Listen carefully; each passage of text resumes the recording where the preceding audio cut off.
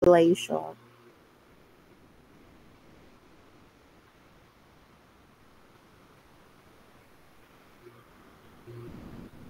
Ano nga po yung hormones related to blood glucose regulation? Insulin po, ma'am. Tsaka, Glucagon.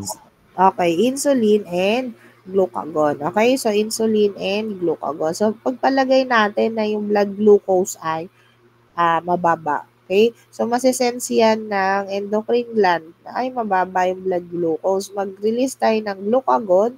Okay? That will take effect doon sa sa mga tissues sa body, no? Anong gagawin? Tataas na ngayon yung blood sugar. So, ganun din kapag mababa yung blood sugar, no? Kapag mababa yung blood sugar, masisense ng endocrine gland yan, magre-release yan ngayon ng mababa na nga pala yung example ko. Kunyari, mataas. Okay?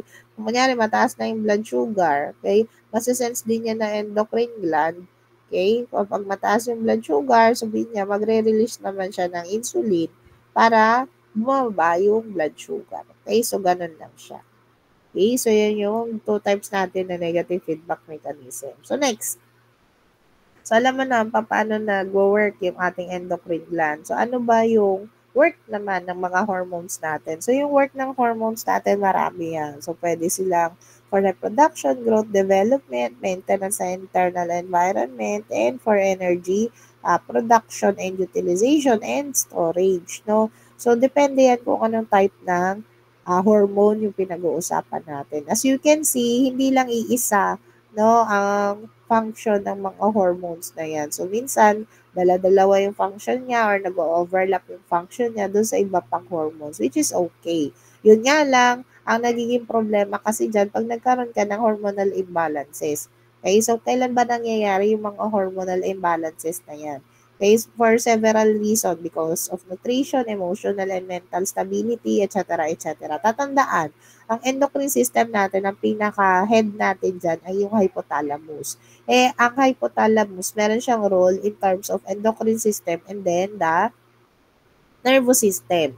So, whatever is happening in your nervous system, affected na yung endocrine system mo kasi yan yung pinaka-head ng endocrine system yung hypothalamus. Kaya dapat okay ang emotional state mo, mental state mo kasi mag-ano din yan, kumbaga may connection din yan sa hormonal imbalances natin. Okay? Okay, so let's move forward sa classification ng hormone. So, ano yung mga chemical composition no, na ating mga hormone? So, pwede silang amine, such as yung mga adrenaline, noradrenaline, and thyroid hormones natin.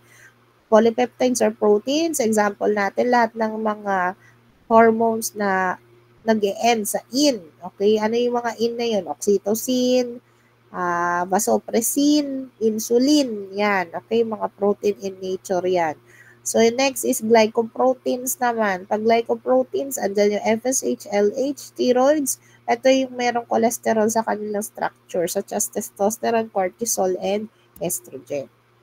Okay. So, okay ka na. Alam mo na yung classification ng hormones mo. So, let's move forward kung ano ba yung mga actions ng hormones natin. So, depende lang yan kung saan sila located.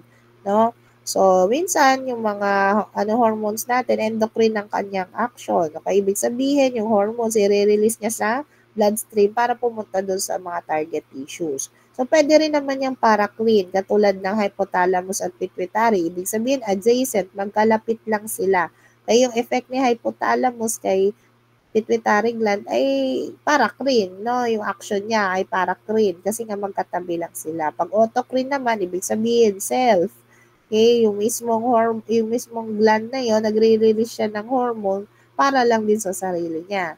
Okay? So next is juxtacrine. Okay? Example naman natin diyan yung parathyroid gland tsaka thyroid gland kasi magkadikit sila. Meron silang direct contact with each other. Pag exocrine naman, pwede naman siyang pumunta sa bloodstream, sa lumen o kaya sa mga ducts, no, na meron tayo sa body natin. Okay? So, next is neurocrine and neuroendocrine. So, ayan, meron niyang relationship sa ating neurons. Okay? So, next naman, how are our hormones interact with one another, no? So, depende yan kung ano yung nature ng role, okay, ng mga hormones na yan. So, minsan may mga hormones tayo na synergistic ang kanilang relationship such as thyroid hormones and growth hormones. So, meron silang complementary action with each other kasi parehas silang involved in overall metabolic, hindi mo metabolic, growth, no? Growth and development processes sa body natin. Pag antagonistic naman, ibig sabihin, magkakontrahan naman sila like insulin and glucagon, okay? Magkakontra sila ng effect sa blood sugar. Pag permissive naman, it supports, no? It supports or parang it enhances, no? The action or the effect, no? Hormone na yon sa isang tissue.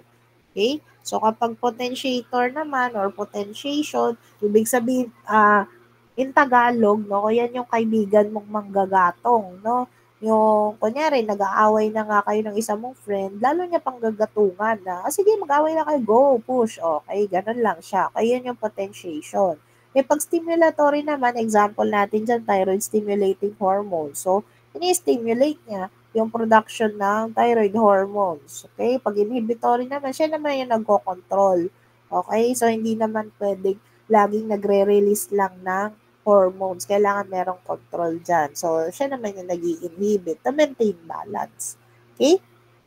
Okay, so alam mo na kung paano mag-interact, kung ano yung action ng mga hormones na yan, etc., etc. So, paano ba nagte-take place yon kay sa cellular level? So, kailangan ng mga hormones mo ng mga specific receptors. No? Kailangan match yung receptor tsaka yung hormone na yan para magkaroon ng interaction inside the cells. So, kung ipagpapalagay natin yan sa mga gamit natin sa bahay, no, kunyari, yan yung saksakan. Yung mga receptors, yun yung mga saksakan.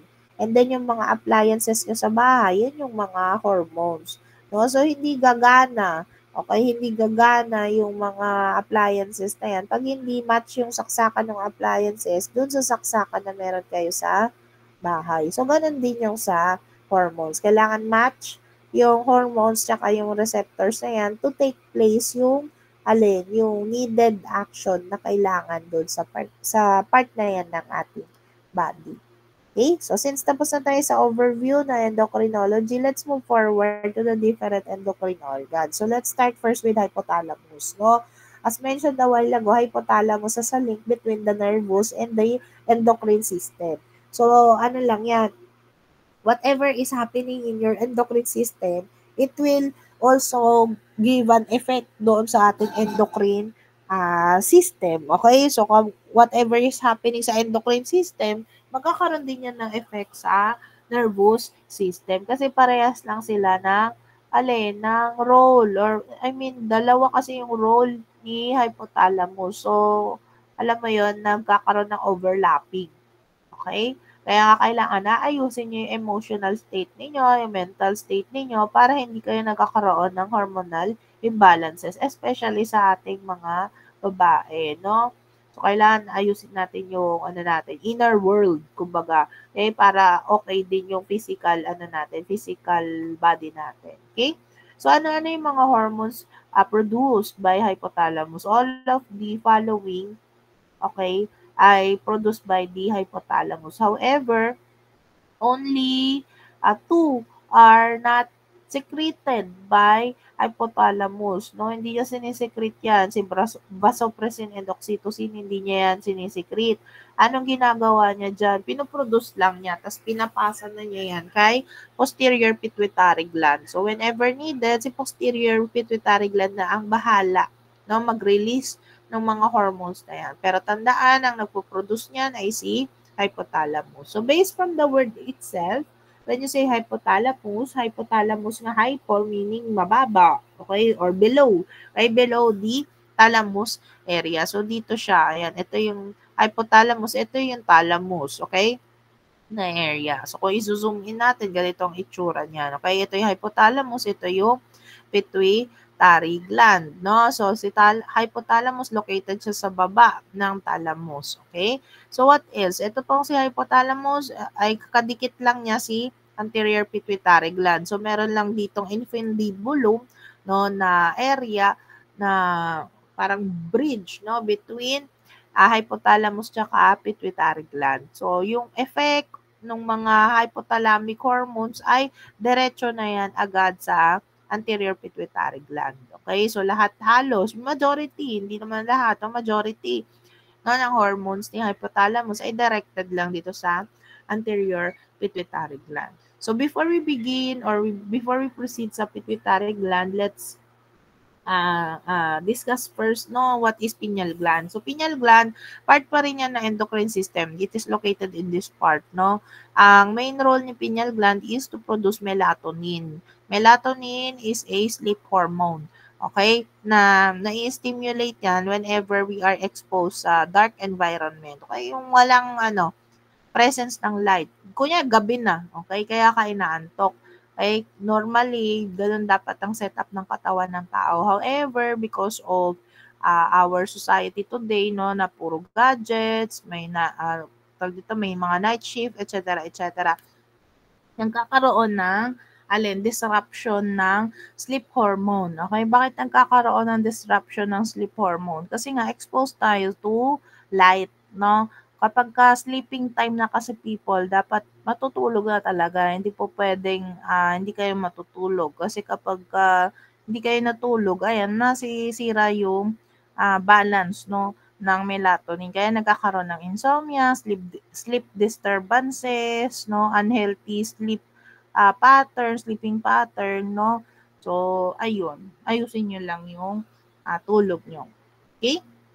So next, pituitary gland. So pituitary gland is also called split mucous master gland or hypophysis. So kahit alin dyan, pwede na yan for pituitary gland. Kaso, let's take into consideration yung term na master gland, no? Yung pinaka-master gland kasi talaga natin in terms of endocrine system, no, is yung ating hypothalamus. Siya yung pinaka-boss. Okay, siya yung pinaka-boss ng endocrine system, hindi ang pituitary gland. Kasi si pituitary gland, nagkataon lang na marami siyang hormones na kayang i-secrete and i-produce, no? Marami lang siyang hormones na kayang i-produce and i-secrete, no? Nagkataon lang na ganon. Pero itong si hypothalamus, no, kahit hindi gano'n karami ang kanyang hormones na kayang i-produce at i-secrete, nagre-rely lang kasi si anterior or pituitary gland rather, no, sa directives nito ni hypothalamus. So, hindi mag-take action itong si pituitary gland without the instruction coming from the hypothalamus. So, technically, ito talaga yung master gland natin. Ma'am, bakit siya tinawag na master gland before? Like, tinawag siya na master gland before kasi nga, ito yung unang na-discover na marami siyang hormones na kayang i-produce, no? Not knowing na reliant lang itong si pituitary gland doon sa instruction given by the hypothalamus. Okay?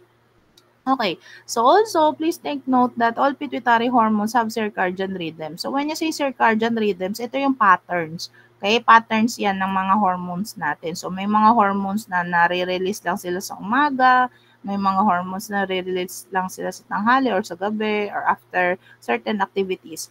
Okay, so yun, it follows a pattern, specific pattern. So pituitary hormones can be tested using immunologic methods, no, such as RIA, serologic methods, no, such as RIA and monoclonal antibody technology. Okay? Okay, so let's start first with anterior pituitary gland. So when you say anterior pituitary gland, okay, we can call it as true endocrine gland, no? True endocrine gland. So bakit siya tinawag na true endocrine gland? Kasi siya lang naman po yung part ng pituitary gland that is capable of producing and releasing, okay, yung mga hormones na yan. Yung posterior kasi wala siyang capability to produce, pero meron siyang capability to release. Okay, yung dalawang hormones nga na produced by the hypothalamus. Ano nga yung dalawang hormones na yon?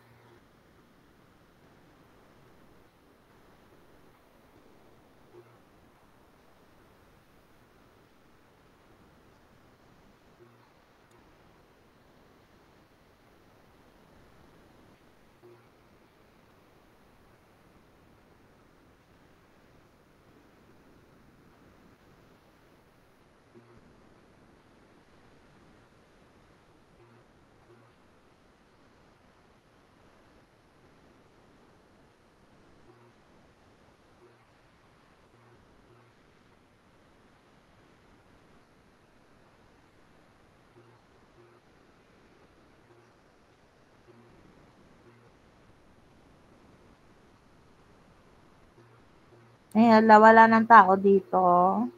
ADH po. ADH and ano yung isa? Oxytocin po. Oxytocin? Oxytocin nga ba?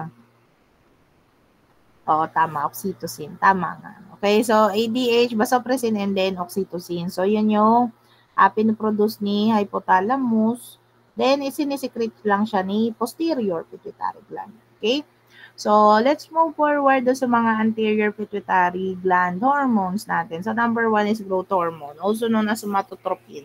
So, when you say somatotropin, somato nga means body, tropin meaning tawag dito specific organ. No? So, ibig sabihin, itong hormone na to, meron siyang direct effect doon sa specific tissue na yan sa body natin. Okay? So, ano bang role nito ni growth hormone? Based from the word itself, growth. Okay? So, for development, then yun nga, growth nga, okay, ng mga tissues na yan. So, growth hormone is controlled by GHRH and then somatostatin. Okay, so ano yung GHRH? Growth hormone releasing hormone and somatostatin. Both of them are released and secreted by the hypothalamus. No? So, controlled sila ni hypothalamus. Okay? So, what else? Growth hormone is also an antagonist to insulin, to which it is secreted in episodic burst, no, yung growth hormone during early sleep, few hours after eating, and then exercise. Ano ba bang stimuli? Okay, ng growth hormone natin, hypoglycemia, oral contraception, protein diet, acute starvation, and then it is also decrease in obesity and steroid hormones. So, ano-ano yung mga disorders linked to growth hormone? Ayan, merong dwarfism, ayan, ibig sabihin, deficiency ng growth hormone, gigantism, excessive production of growth hormone naman, and then acromegaly. Okay, so acromegaly is excess production din ng growth hormone, but not as, it will not take effect doon sa buong body, no, ng patient katulad ng gigantism. Certain parts lang ng body. Like for this example, no, itong si ate girl, based sa kanyang facial feature, no, ito yung normal na itsura niya, ng bone structure niya. Pero nung nagkaroon siya ng acromegaly, ano nangyari sa kanya? Yung facial structure ng bones niya lumaki, no, yung bone niya sa ilong, dito sa tawag dito sa jawline, yung facial feature niya lumaki. Ganun din kay ate girl dito, no? Nung nagkaroon siya ng acromegaly, lumaki yung ilong, yung lips, yung bone structure niya, yung facial bone structure niya dyan lumaki. So, take note the year, no?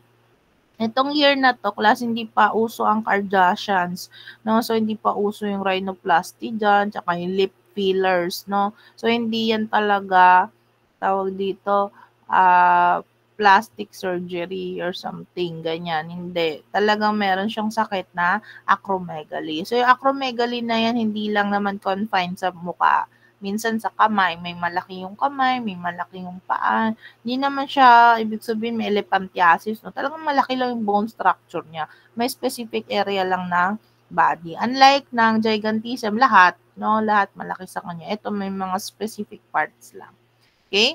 So, paano yan tinetest in the laboratory? So, ito i-explain ko na lang sa inyo sa school kasi hindi ko siya ma-explain ng maayos sa online setup. Kailangan ko ng board, no, para ma-express ko ng maayos yung yung procedure, okay, ng mga lab test na to. For now, as is lang muna. Okay?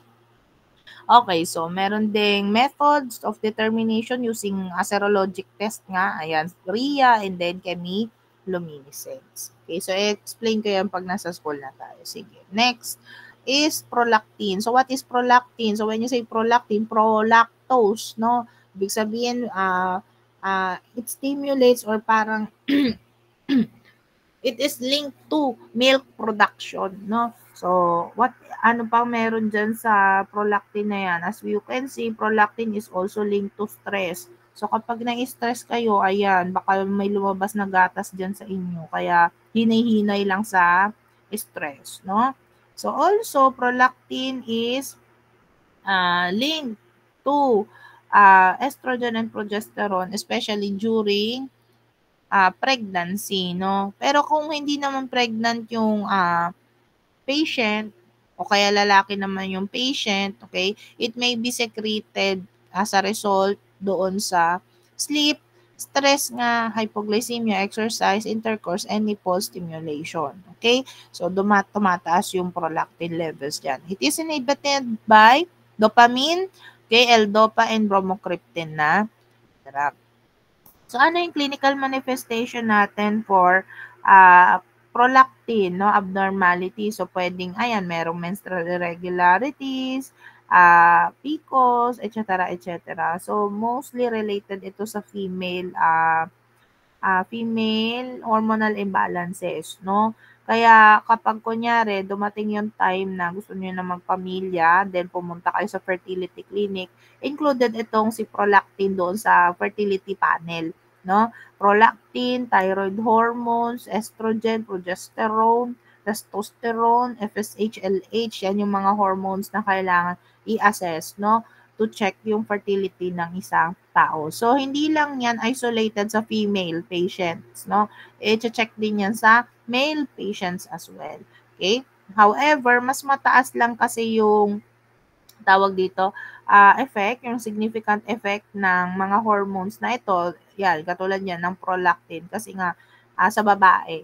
Okay? So, mas govern tayo ng ng hormones talaga natin, no? Iba kasi ang hormone pattern pag lalaki compared sa babae. Okay?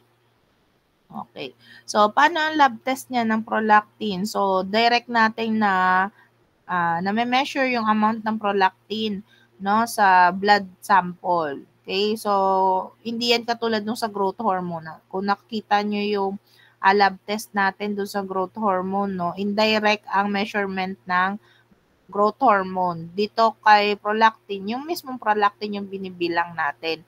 Kaya yung concentration niya mismo. Bakit ganon? Kasi yung growth hormone, kalat-kalat siya. Buong katawan natin, pwedeng magkaroon ng response doon sa growth hormone. Whereas pag kay prolactin kasi specific parts lang ng body, and then medyo magkakalayo kasi siya. So medyo stable yung kanyang concentration sa bloodstream. Okay? So, together with thyroid hormones and other hormones mentioned a while ago, ayan, ginagamit din ito si prolactin to evaluate fertility. Okay? It is also used to determine kung merong thyroid problem yung pasyente. Kasi kapag nagkaroon ng thyroid problem yung isang tao, sometimes affected na din yung kanyang fertility. Okay? So, kaya hindi kayo pa pwedeng masyadong stress, or parang masyadong overwork, ganyan, kasi nadidisrupt yung mga hormones natin sa katawan. Pag babae kasi class, no, tatandaan, pag babae kasi, dapat, lang tayo, chill, ganyan. Pero sa society kasi natin ngayon, hindi na ganun ang sistema. 'Di ba? Noong unang panahon kasi pag babae, lang, nasa bahay lang, yung kung nagtatrabaho yan, anything related lang sa trabaho sa gawaing bahay, no? Parang gano'n lang yung ginagawa, chill lang, no? Walang masyadong mga fertility, kung meron mang fertility problems, hindi gano'n dito kalala compared ngayon sa society natin ngayon na maraming fertility problems, no?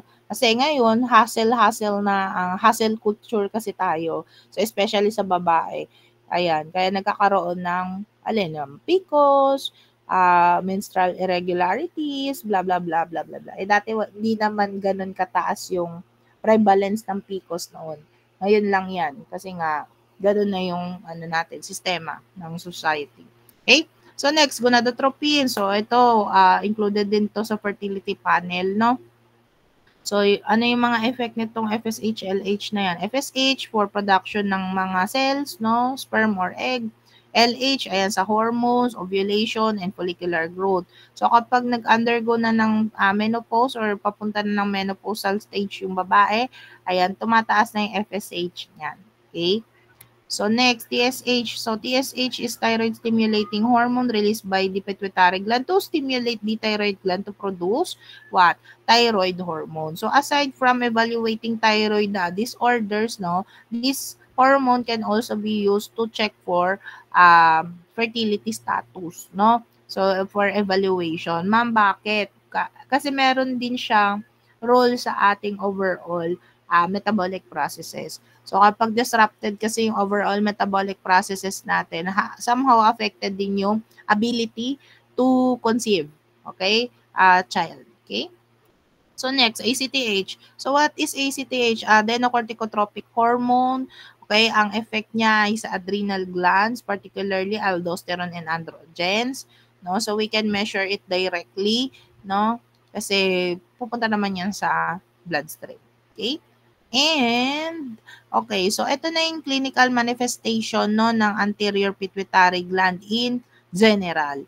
Okay, so merong dalawang condition stated in this slide. Ayan, yung panhypopituitarism and then anorexia nervosa. So what is panhypopituitarism? So when you say panhypopituitarism, blah, blah, ulit. Panhypopituitarism, ibig sabihin lahat ng hormones released by the pituitary gland, particularly the anterior part, ay mababa. Ay for some reasons, like intracranial disease, tumor, or Sheehan syndrome. So what is Sheehan syndrome? Okay, understood na yung dalawa eh. Ano yung Sheehan syndrome? So ito yung syndrome that sometimes, hindi naman lagi, no, yung pregnant mother, okay, na na-experience. Okay, especially kapag nanganak na. So, syempre kapag buntis, di ba, 9 months yon. So, yung regular menstrual cycle, wala. Kasi nga, nagbubuntis. Tapos, yung ibang hormones na napoproduce ng body ng babae is always directed doon sa growing child. Okay, na nando sa katawan ng isang buntis na babae. Okay, so, yung ibang processes ng hormones, okay, na meron sa utak ng isang babae ay also affected. So, once na nanganak, okay, once na nanganak yung babae, what will happen? Pwede kasing magkaroon, syempre ano yun eh, physical trauma, no? Kapag nanganak yung babae, syempre, labor pain, etc., etc. Okay? So, maraming physical changes na nangyayari sa katawan ng babae. And minsan hindi kasi kaya.